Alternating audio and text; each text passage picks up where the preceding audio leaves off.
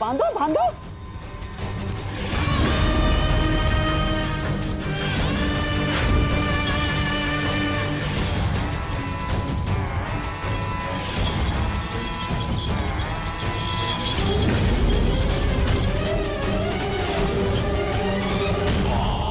अब देखते हैं ये रंगला कितनी सक्षम है।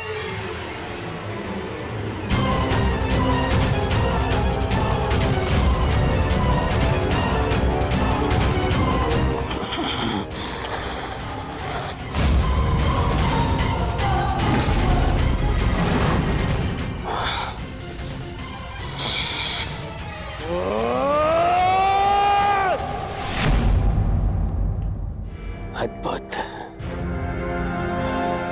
निसंदेह ये अद्भुत है।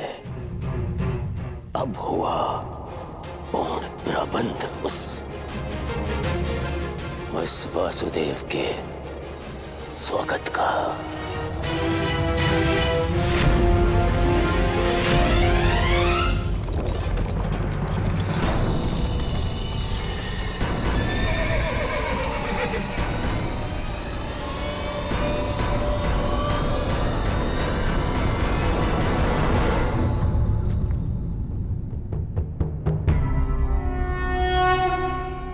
देख रहे हो दुर्योधन, ये वही छलिया कृष्ण है जो अपने चाल में, अपने छल में सबको फंसाता रहता है। ग्लानिर्भवति भारत। आज ये स्वयं मेरे रचाए चक्रव्यूह में फंसने आ गया।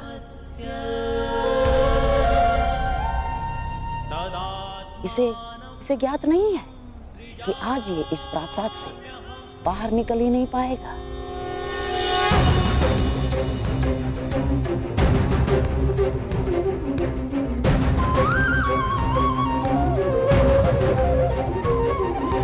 यदा यदा धर्मस्य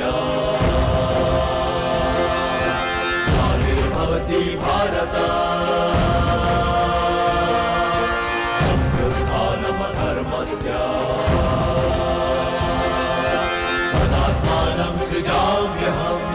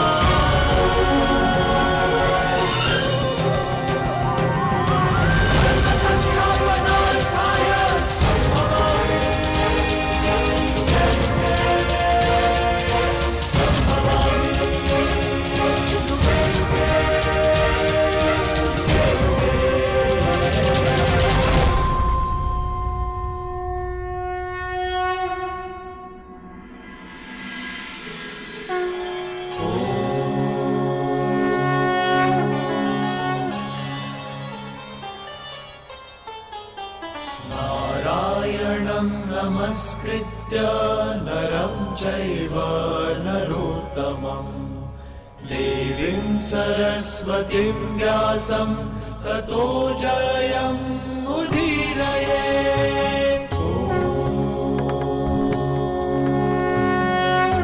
प्रणिपात हस्तिनापुर नरेश। कल्याण हो वासुदेव। प्रणिपात गंगापुत्र। कल्याण हो वासुदेव।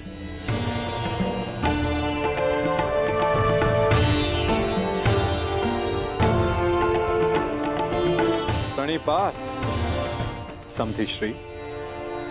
स्वास्थ्य। प्रणिपात गांधार नरेश। प्रणिपात मुरली मनोहर, आपका स्वागत है हस्तिनापुर में। प्रणिपात वासुदेव, मैं समस्त हस्तिनापुर की ओर से आपका आभारी हूं कि आपने शांति प्रस्ताव को एक अवसर दिया और हस्तिनापुर आए। अवसर तो धर्मराज ने दिया है महात्मा विदुर, अपने बड़ों के प्रस्ताव को आदर देकर।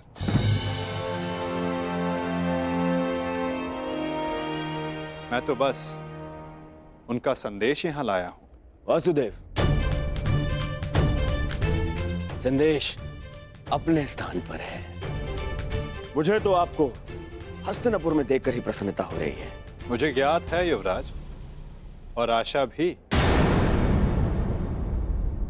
कि आपने मेरे स्वागत की सारी तैयारियां पूर्ण कर ली होगी।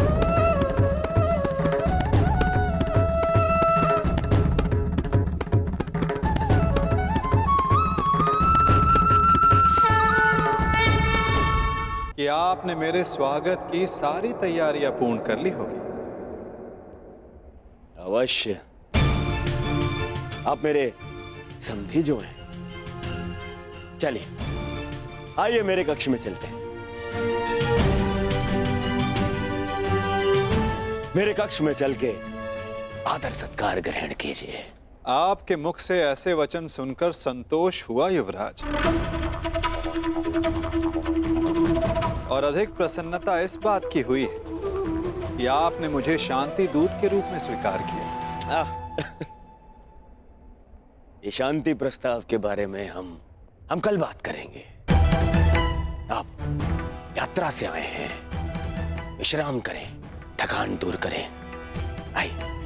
क्यों नहीं युवराज, अवश्य।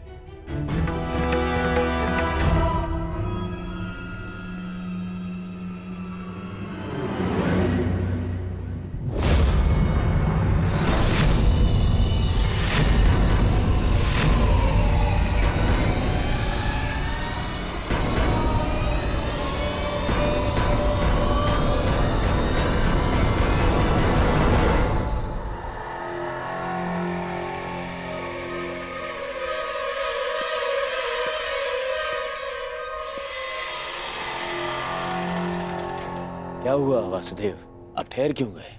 मैं आपके सत्कार भाव का सम्मान करता हूं युवराज, परंतु मैं शांति दूत हूं, शरणागत नहीं। और वैसे भी पांडवों ने मुझे अपने पक्ष में चुना।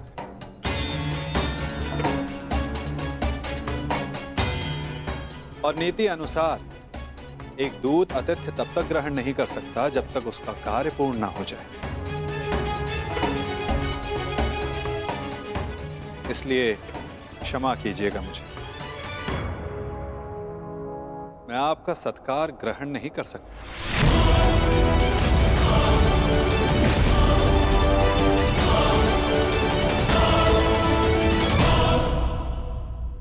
परंतु फिर आप कहां ठहरेंगे? आप उसकी चिंता ना करें युवराज, मेरे पास अपनी व्यवस्थाएं हैं। आइए भी ना वासुदेव, आप हमारे यहाँ पधारे, हम धन्य हुए।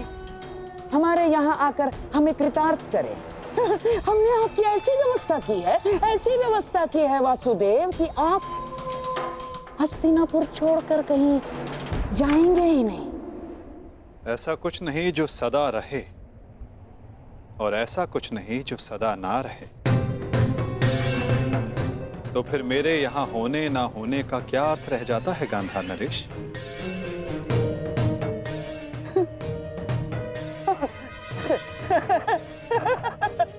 वासुदेव, आपके कहने का तात्पर्य कुछ पकड़ में नहीं आया। यदि सागर में अपना हाथ डालोगे तो ऐसा अनुभव होगा कि संपूर्ण सागर तुम्हारा है गांधार राज। और यदि उसी सागर को मुट्ठी में बंद करने का प्रयास करोगे तो कुछ नहीं पाओगे। हाँ, ये अवश्य हो सकता है कि उसमें डूब जाए। प्रणिपात।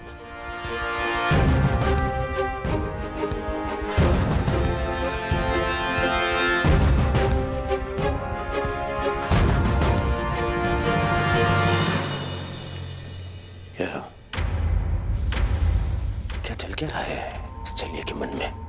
कहीं से हमारी योजना का भान तो नहीं हो गया? शांत रहो दुर्योधन, शांत रहो। आज नहीं आया तो क्या हुआ, कल तो इसे सभा में आना ही होगा, और ये आएगा। क्यों?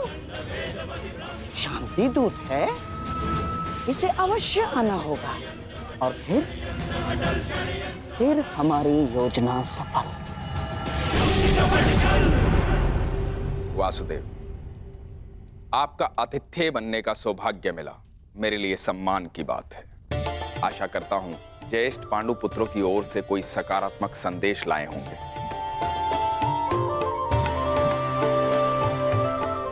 संदेश तो मैं लाया हूं महात्मा विदुर, परंतु वो संदेश मैं कल सभा में सबके समक्ष रखूंगा।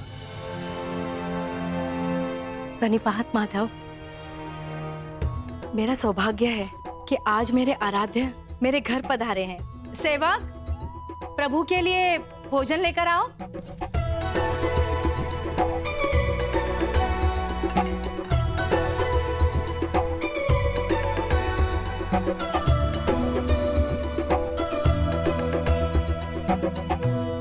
भोग लगाइए प्रभु।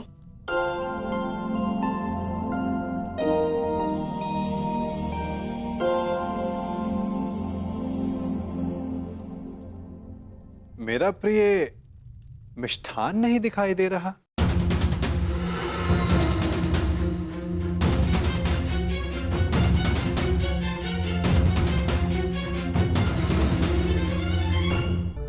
जानती हूँ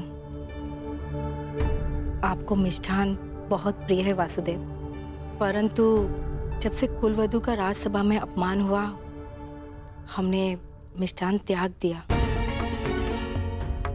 हाँ वासुदेव, उसी दिन कुरुकुल के पतन का प्रारब्ध लिखा जा चुका था। जिसके कुल का नाश हो रहा हो वो विलाप करता, मिष्ठान कैसे खा सकता है। उसी दिन से हम ये साधारण भोजन ग्रहण करते। ये विनाश एक नए आर्यव्रत को जन्म देगा महात्मा। जब अन्याय से न्याय के त्राण के लिए रणभेरी बजे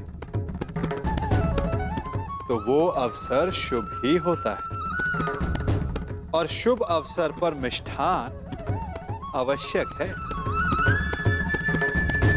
और मैं यहां भोजन पर निमंत्रित हूं। अपना प्रिय मिष्ठान खाए बिना यहां से जाने वाला नहीं मैं।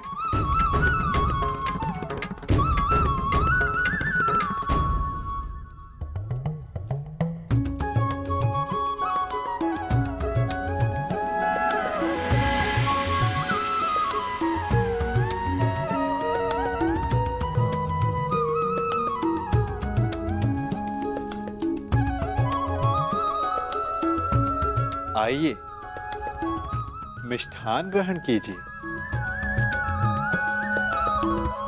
वाह काकाश्री वाह।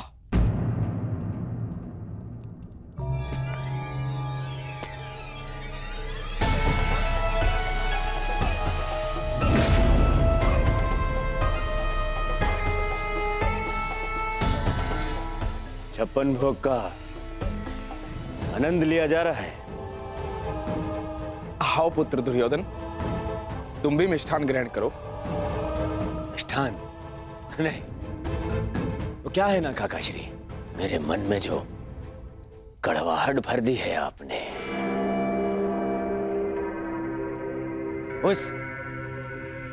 इस मिष्ठान की मिठास से मिट नहीं सकती है।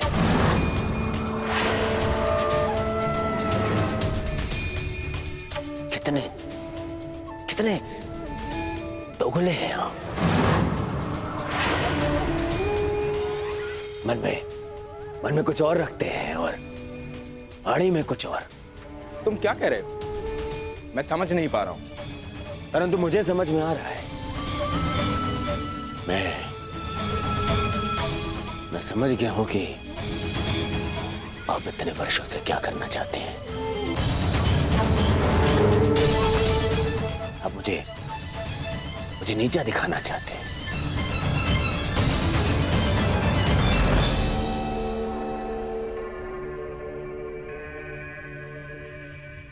वासुदेव हस्तिनापुर आए, हम्म?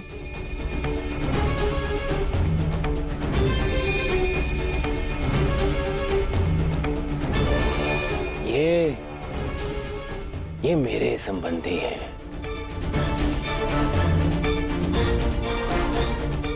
और इन्होंने अपनी सेना की शक्ति भी मुझे दी है, तो दोनों ही नाते से इनका सम्मान सत्कार करने का अधिकार पहले मेरा है। परंतु आपने क्या किया? आप उन्हें यहां ले आए ताकि आप अपने स्वार्थ और षड्यंत्र को पूर्ण कर सके। परंतु वासुदेव को निमंत्रित करने में मेरा क्या स्वार्थ है दुर्योधन? अरे स्वार्थ है, स्वार्थ है काका श्री।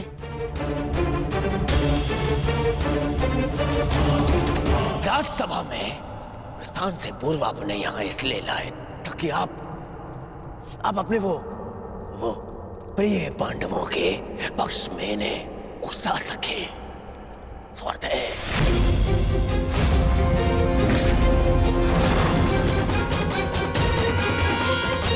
सभा में प्रस्थान से पूर्व आपने यहां इसलिए लाए ताकि आप अपने वो प्रिय पांडवों के पक्ष में इन्हें उकसा सके।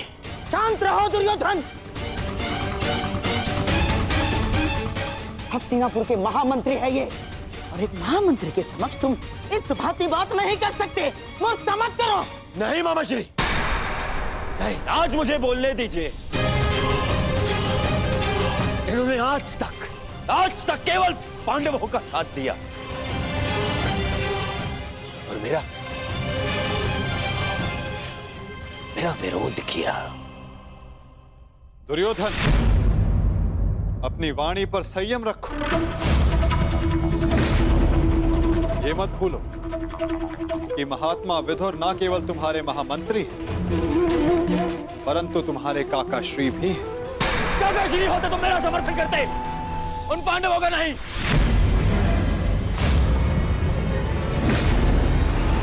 ये केवल एक कृतज्ञ षड्यंत्रकारी है और कुछ नहीं।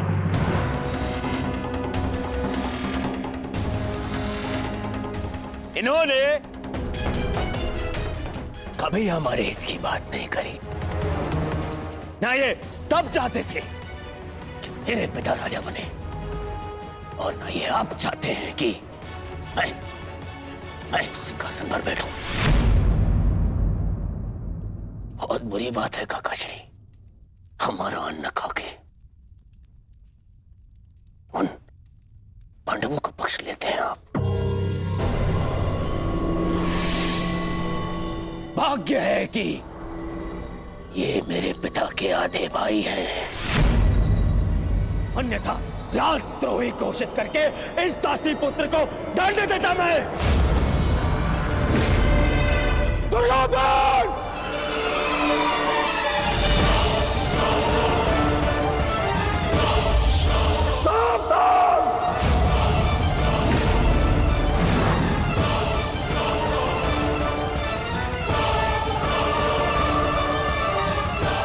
क्या कर रहे आर्य? आप तो शांत रहिए। बालक नहीं है ये, जिसके हर अपराध को बालक समझकर क्षमा कर दूं। इसे स्मरण होना चाहिए कि मैंने शस्त्र शिक्षा तात श्री भीष्म से ली है। इसने मेरी निष्ठा पर प्रश्न किया। आज जिस प्रकार के शब्दों का प्रयोग इसने किया है, इसे हस्तिनापुर से निष्कासित कर देना चाहिए। निष्कासित तो मुझे आपको कर देना चाहिए। अपनी सीमा का उल्लंघन मत कर दुर्योधन।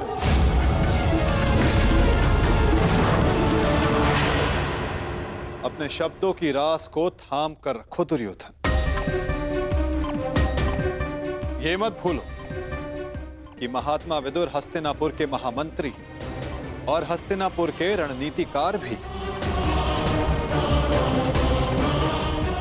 इस समय तुम्हें उनके समर्थन, उनकी सहायता की अत्यधिक आवश्यकता है। बस! ऐसे सैकड़ों महामंत्री मेरे चरण धोते हैं।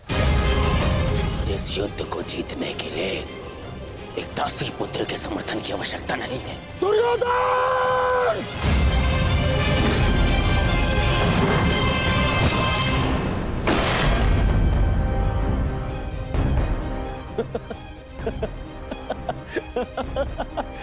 टूटिया,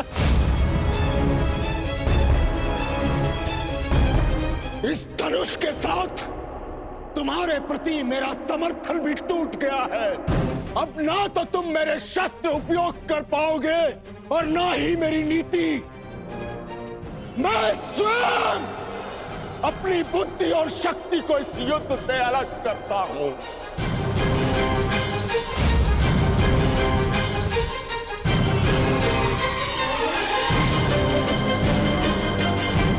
दुर्योधन, हंसना बंद करो, बंद करो ये हंसना।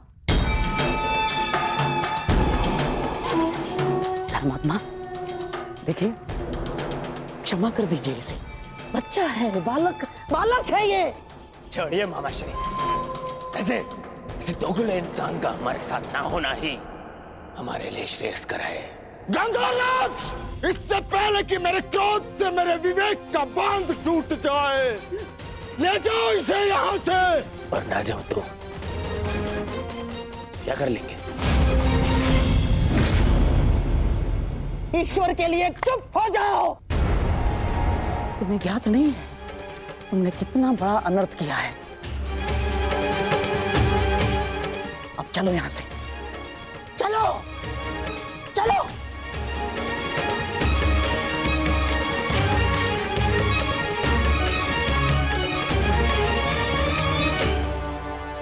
धनुष ना टूटता तो मेरा बाण छूट जाता, मेरे भ्राता धृतराष्ट्र को पुत्रहानि होती। मैं आज भी यही कामना करता हूं कि यदि ये युद्ध हो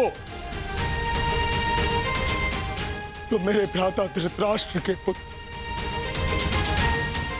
और मेरे ज्येष्ठ भ्राता पांडु के पुत्र सुरक्षित रहे।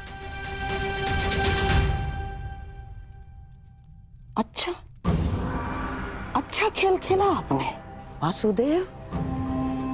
मेरी बुद्धि तो ये सोच सोच कर कुंड हो रही थी कि आपने दुर्योधन का आतिथ्य ठुकरा कर यहां भोजन करना क्यों स्वीकार किया? क्या योजना थी आपकी इसके पीछे? मिल गया मुझे उसका उत्तर। गांधार राज, मैं यहां आया, ये मेरा चुनाव था। दुर्योधन ने जो व्यवहार यहां किया वो उसका चुनाव था। और अब महात्मा विदुर इस युद्ध से अलग हुए हैं तो ये इनका चुनाव है। अपना चुनाव करने का अधिकार हर मनुष्य को है गांधार राज, और उस चयन का प्रतिफल चुका उसकी विवशता।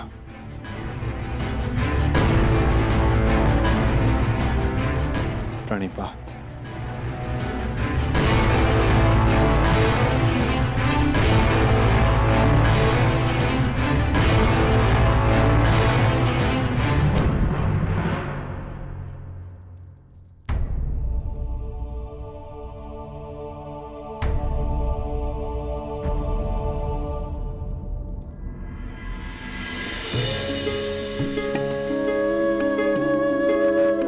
कान्हा, तुम यहाँ?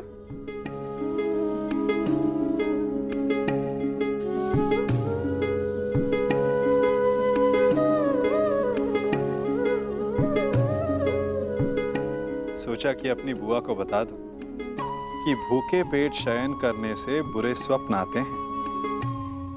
मेरी निद्रा और भूख तो तभी उड़ गई थी जब युद्ध की घोषणा हुई थी। कृष्ण,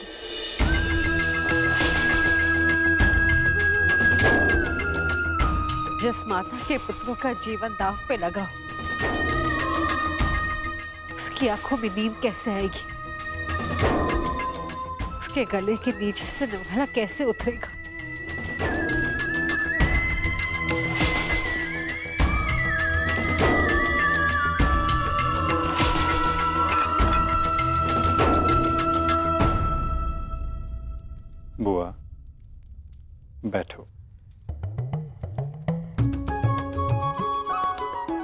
तो यहाँ इसलिए आया था कि अपनी बुआ के साथ भोजन का आनंद उठा सकूं, परंतु मेरी बुआ इतनी व्याकुल, इतनी निराश है।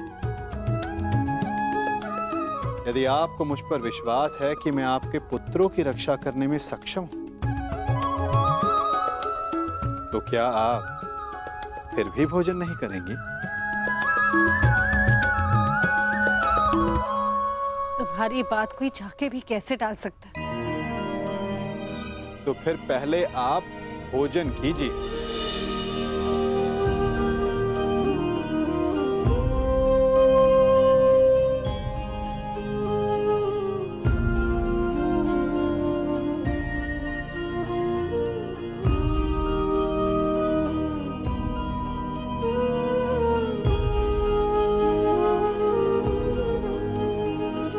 यदि मेरे पुत्र यहाँ थे तो वो भी मुझे ऐसे ही भोजन करवाते।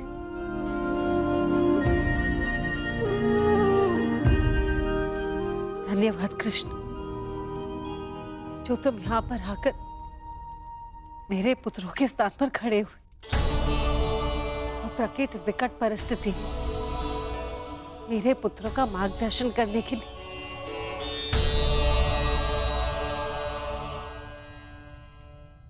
इसमें कोई संदेह नहीं बुआ कि परिस्थिति बहुत विकट है, परंतु जो इस बात को समझ सकता है उसे इस परिस्थिति को टालने के, इस युद्ध को रोकने के लिए प्रयत्न करना चाहिए। मैं भी कर रहा हूं, आप भी कीजिए।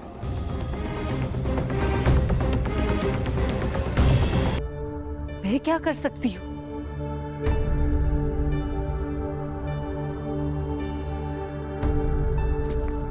आपको स्मरण है बुआ, जब मैं यहां विभाजन के समय आया था तो मैंने आपको एक कार्य करने से रोका था।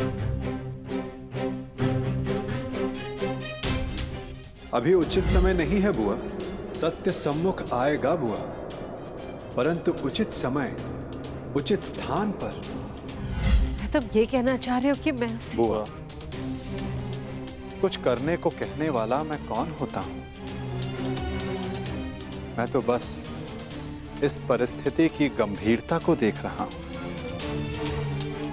शांति दूत बनकर आया हूं। प्रयास करूंगा कि इस युद्ध को रोक सकूं, परंतु प्रतीत ये होता है कि इस युद्ध को टाला नहीं जा सकता।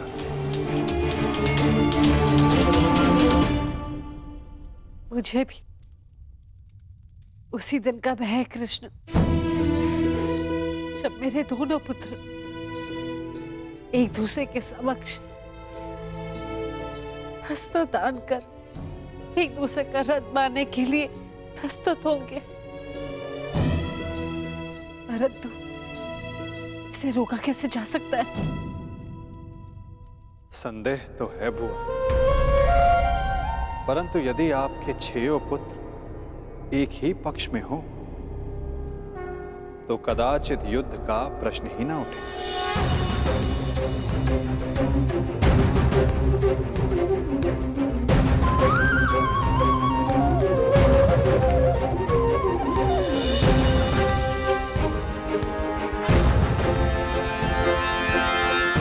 मैं वो करने जा रहा हूं जो मेरा कर्तव्य है। आप वो करें जो आपको उचित लगता है।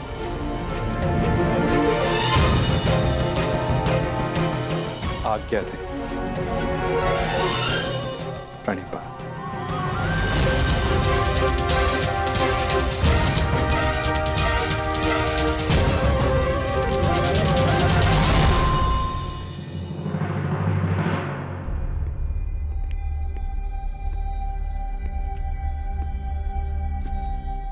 माधव,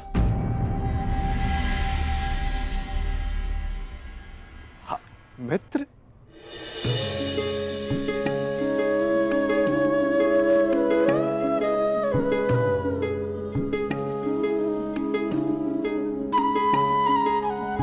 मुझे बहुत प्रसन्नता हुई तुम्हें फिर से देखकर। कहाँ थे तुम?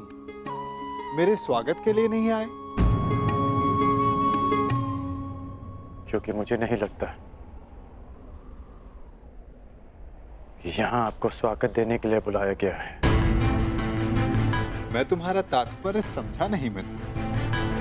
आप सब जानते हैं फिर भी अनजान बन रहे हैं। आप गांधार नरेश को मुझसे अधिक समझते हैं। ये स्वागत प्रारंभ है, इसके बाद अपमान होगा और हो सकता है कि कोई जाल भी रचा हो। यदि जाल होगा तो मुझे पूर्ण विश्वास है कि मेरा धनुर्धारी मित्र उस जाल को अपने बाणों से काट देगा।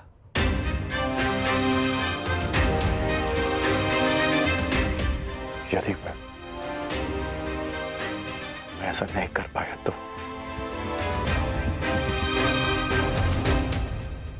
तो मैं स्वयं उसका त्राण करूंगा मित्र। हाँ, आप हम सबसे भिन्न हैं,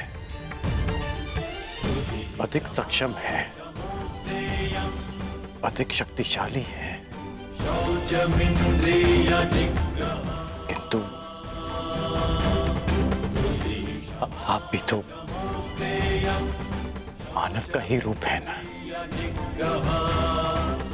और मानव सब कुछ नहीं जानता। अन्यथा आज आप दुर्योधन की सभा में नहीं आते।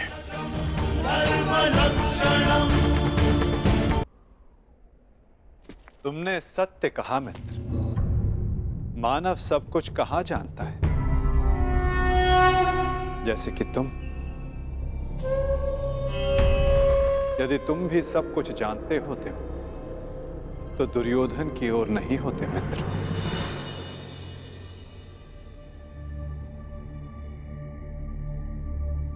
वासुदेव, बात को समझने का प्रयास कीजिए। मैं भावी संकट की बात कर रहा हूं।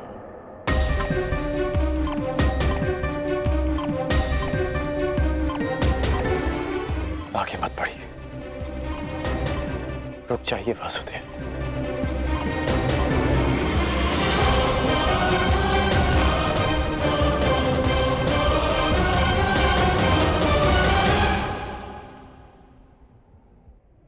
मित्र, तुम चिंता ना करो।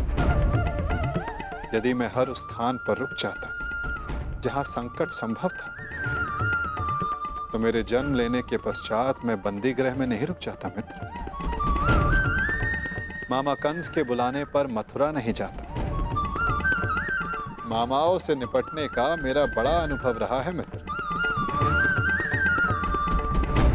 मैं जानता हूं कि भीतर क्या होने वाला है।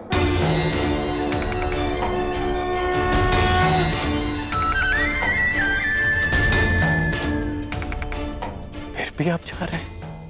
हाँ मित्र, मैं इसलिए नहीं जा रहा कि ये मेरी इच्छा है। मैं इसलिए जा रहा हूं कि वहां राज्यसभा में जो होगा उसके लिए वहां मेरा होना आवश्यक है। परंतु महत्वपूर्ण प्रश्न यह है मित्र कि मैं ऐसा कर क्यों रहा हूं। इस सभा के पश्चात मुझसे मिलना, कदाचित मैं भी तुमसे यही प्रश्न कर बैठूं। मैं यहां केवल हस्तिनापुर की सभा को संबोधित करने नहीं आया, मैं यहां तुमसे भी मिलने आया हूं मित्र।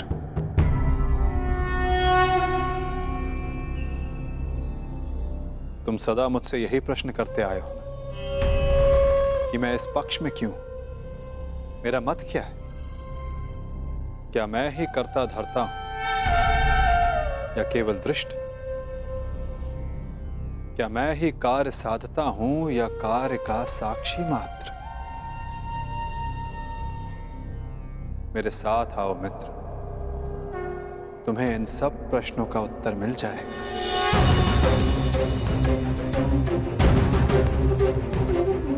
मैं इस सृष्टि का साक्षी, आज तुम मेरे साक्षी बनो मित्र।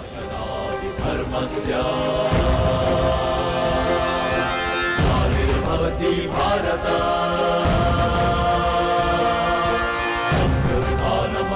धर्मस्य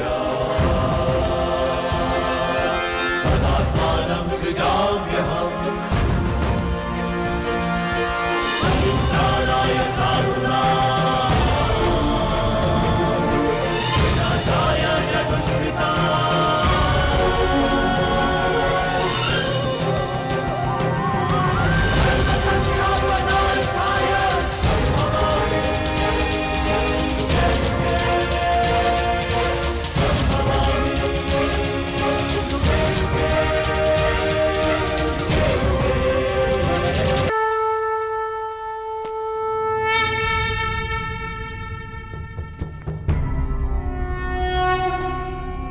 यदा यदा हि धर्मस्य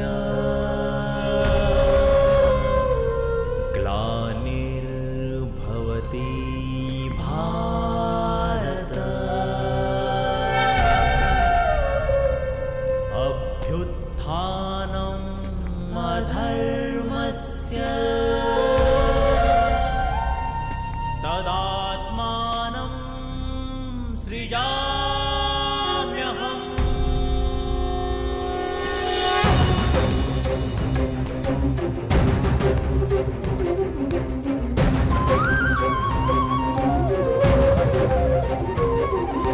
यदा यदा हि धर्मस्य ग्लानिर्भवति भारत अभ्युत्थानम् अधर्मस्य तदात्मानं सृजाम्यहम्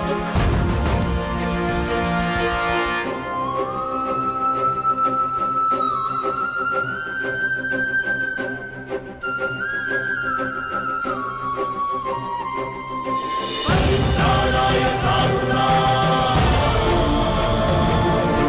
विनाशाय च दुष्कृताम्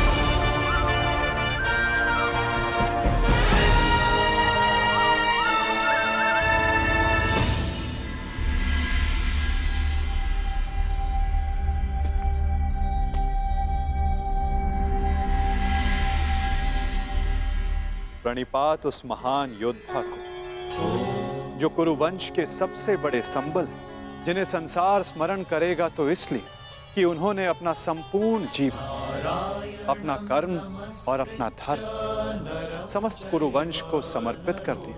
जो कुरुकुल का, कुरुवंश का मार्गदर्शन करते, उनको मार्ग दिखाते। कुरु गौरव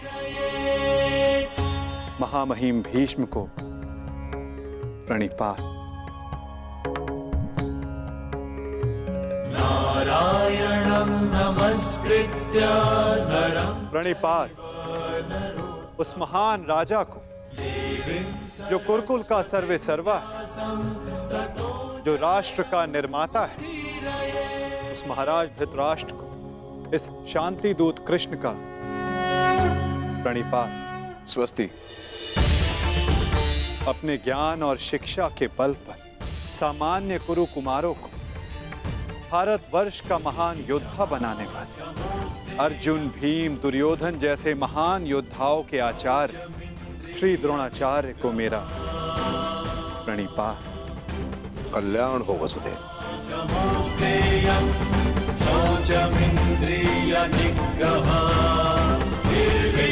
प्रणिपात उस महान हस्ती को जो अपने लक्ष्य संधान में प्रवीण है, जिन्होंने अपनी बहन के पुत्रों के लिए अपना राज्य त्याग किया, जो अपनी तीव्र बुद्धि और नीति से कुरु कुमारों का मार्गदर्शन करते हैं, उस गांधार नरेश को प्रणिपात।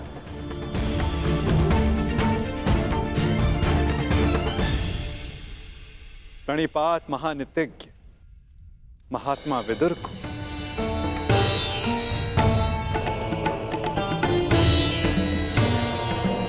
प्रणिपात उन समस्त जनों को जो सभा में उपस्थित हैं, जो शांति के समर्थक हैं। प्रणिपात का अर्थ है अपना शीश झुकाना। हम सब अपनी संतानों को उन सब के समक्ष शीश झुकाना सिखाते हैं जिन्होंने अपने जीवन में महान कार्य किए, परंतु मैं आप सबके समक्ष प्रणिपात इसलिए नहीं कर रहा कि आप सब ने महान कार्य किए। मैं प्रणिपात इसलिए कर रहा हूं कि आप सब अब भी एक महान कार्य को संपन्न करने के लिए सक्षम हैं। वो महान कार्य जो कि एक महायुद्ध, एक महाविनाश है, उससे मुक्ति पाना,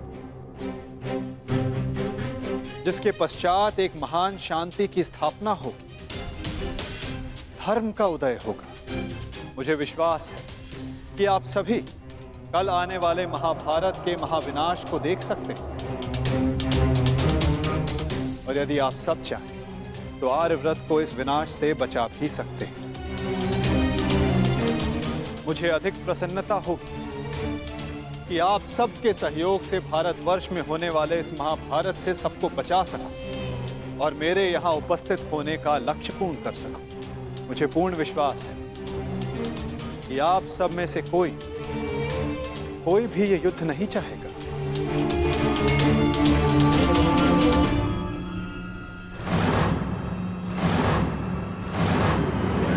संसार का सबसे बड़ा कष्ट होता है परिवार में आया क्लेश। परिवार का अर्थ है ऐसा समूह जो साथ रहे, जो एक दूसरे के साथ जिए, एक दूसरे का संबल बने। यदि एक वृक्ष दूसरे वृक्ष की शाखाएं काटने लगे तो वृक्ष का अस्तित्व समाप्त हो जाता है महाराज धृतराष्ट्र। जब परिवार साथ रहता है तभी उन्नति होती है। मेरी मंत्रणा यह है कि एक वंशज के अहंकार के लिए समूचे वंश को दांव पर लगाना उचित नहीं, क्योंकि यदि वंशज का अहंकार जीत भी गया तो वंश अपना अस्तित्व हार जाएगा। इसलिए मैं वासुदेव कृष्ण पांडवों की ओर से शांति दूत बनकर आया, शांति प्रस्ताव लाया। ये युद्ध केवल भाइयों के मध्य का संघर्ष नहीं होगा, बल्कि इस युद्ध में संपूर्ण भारतवर्ष भाग लेगा।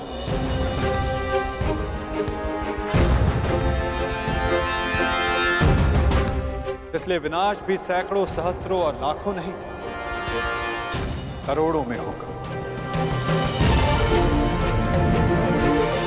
और इसीलिए मैं ये अंतिम प्रयास करने आया, ये प्रस्ताव लाया कि आप सभी इस महाभारत को, इस महायुद्ध को रोकने के लिए मेरी सहायता करें।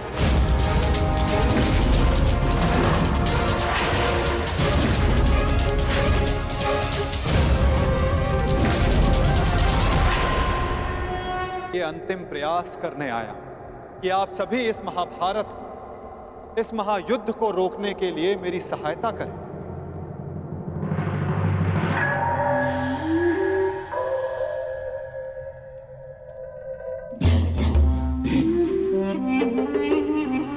साधु साधु वासुदेव, आप तो सचमुच धन्य हैं।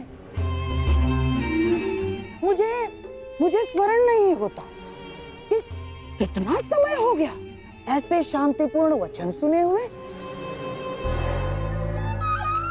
मुझे तो ऐसा प्रतीत होता है वासुदेव कि आपके मुख से शब्द नहीं, फूल झड़ रहे हैं, फूल। मैं अभिभूत हो गया वासुदेव। और सच कहूं वासुदेव, मैं भी आपसे सहमत हूं।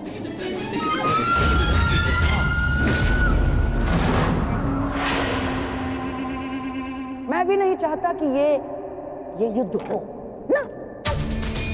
अमाश्री, ये क्या कह रहे हैं आप? हाँ दुर्योधन, वासुदेव बिल्कुल उचित कह रहे हैं। हमें इस युद्ध को रोकने का पूरा प्रयास करना चाहिए, समझ गए? हाँ हाँ वासुदेव, सबसे श्रेष्ठ युद्ध वो है जो कभी हो ही नहीं।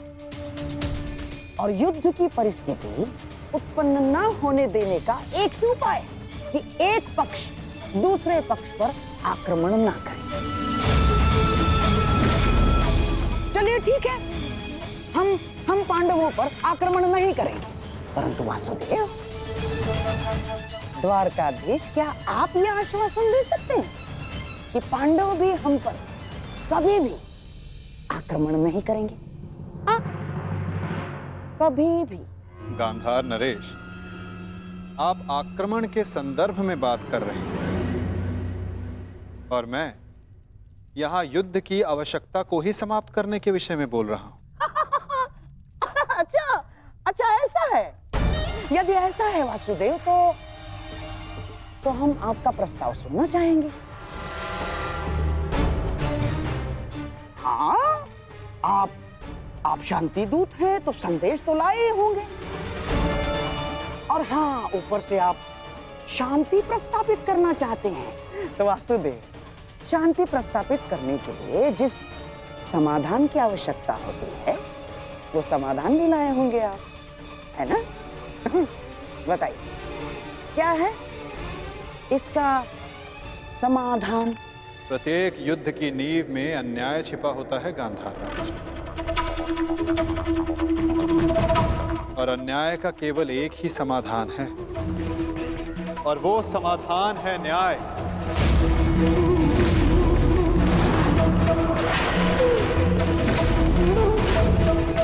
वो न्याय जिस पर केवल पांडवों का अधिकार है, उनसे किए गए वचनों को ना निभाने का न्याय, उनसे किए गए वचनों को ना पूर्ण करने का न्याय। इस भरी सभा में जो अधर्म हुआ, जो अन्याय हुआ, उसके प्रति न्याय। महाराज धृतराष्ट्र, मैं यहां पांडवों की ओर से उनके साथ जो अन्याय हुआ उसका न्याय मांगने आया। कैसा अन्याय वासुदेव? वो अन्याय जो एक धर्म सभा में एक अधर्म द्यूत माध्यम से हुआ था। वो अन्याय जो कुरुकुल के ज्येष्ठ जनों के समक्ष कुलवधू पांचाली के साथ हुआ।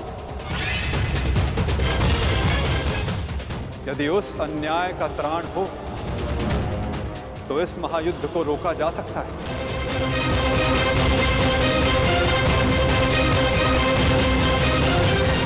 कुरुकुल श्रेष्ठ महाराज धृतराष्ट्र, महामहिम भीष्म, मैं पांडवों की ओर से उस अन्याय के लिए न्याय मांगने आया हूं। स्मरण रहे महाराज, यदि आपने पांडवों को न्याय नहीं दिया, या तो उसे वो पुण्य से अर्जित कर लेंगे या फिर उसे छीन लेंगे।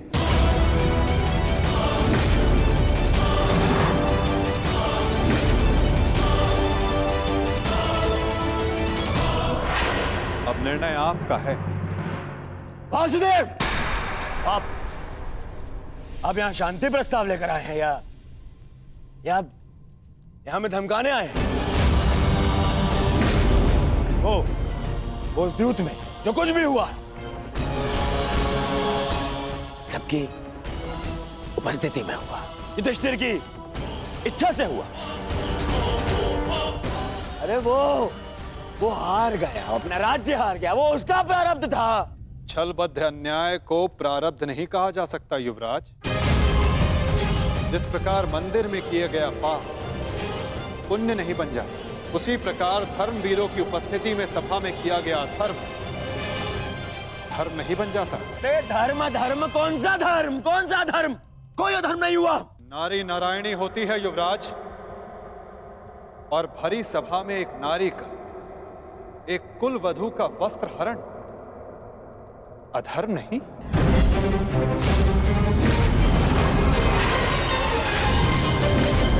यदि तुम्हें विश्वास नहीं तो अपने ज्येष्ठों की झुकी दृष्टि से पूछो दुर्योधन, उन वस्त्रों से पूछो जो आपको आपके मन की नग्नता अनुभव कराने के लिए आपके शरीर से दूर हो गए। उन प्रतिज्ञाओं से पूछो जो पांडवों ने अपने भ्राताओं के विनाश के लिए मांगी। ये प्रतिज्ञा लेता हूँ और यही जंगल तोड़कर तुम्हारा प्राण ले लूंगा दुर्योधन। उस श्राप से पूछो जो द्रौपदी ने समस्त कुरुकुल को दी। इस सभा में उपस्थित वो हर व्यक्ति जिसने मौन रहकर ये अधर्म होते हुए देखा, उन्हें उनके मौन रहने का दंड मिलेगा। श्राप है ये अग्निसुता द्रौपदी का। परंतु यदि आप सब चाहें तो पांडव अपनी प्रतिज्ञा को त्याग देंगे। द्रौपदी अपना श्राप वापस ले लेंगे। बस आप सबको अपनी भूल का अनुभव करके पांडवों को केवल उनका अधिकार देना है।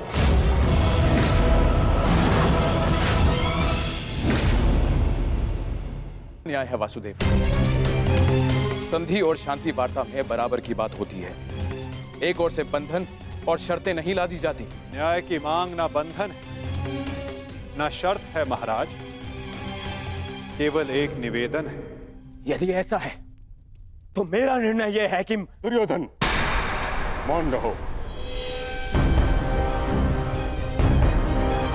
निर्णय लेना महाराज के हाथ में है, तुम्हारे नहीं। तुम शांत रहो। राजा होने के नाते मेरा कर्तव्य है कि मैं सबकी बातें सुनूं ताछरी, अपने मंत्रणाकारों का सम्मान करूं। दुर्योधन युवराज है, हस्तिनापुर का भवी महाराज है, इसलिए इस संदर्भ में मैं अपने पुत्र और हस्तिनापुर के युवराज दुर्योधन को अपना निर्णय प्रस्तुत करने की अनुमति देता हूं।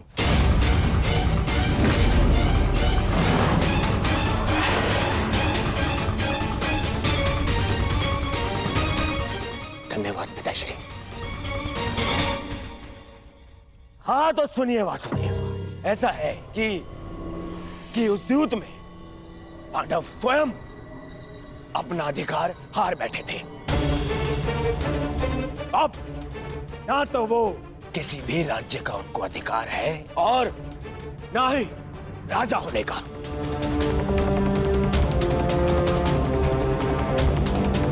इसीलिए मैं दुर्योधन ये घोषणा करता हूं कि हस्तिनापुर आपका ये शांति प्रस्ताव ठुकराता है।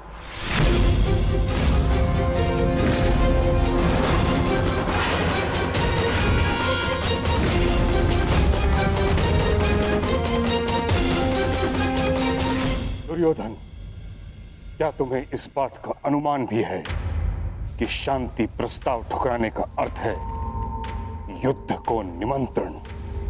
अपने निर्णय पर पुनः विचार कर लो। बात बात पर विचार करना बंद कीजिए पितामह। बात बात पर विचार कायर करते हैं।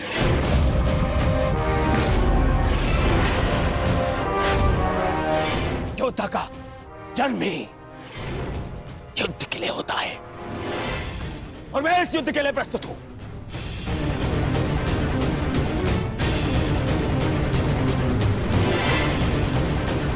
मेरी दृष्टि में उन पांडवों को कुछ भी देने का प्रश्न ही नहीं उठता। बस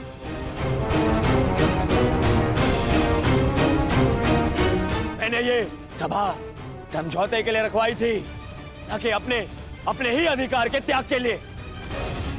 ये मेरा अंतिम निर्णय है। मैं उन पांडवों को इंद्रप्रस्थ नहीं दूंगा तो नहीं दूंगा।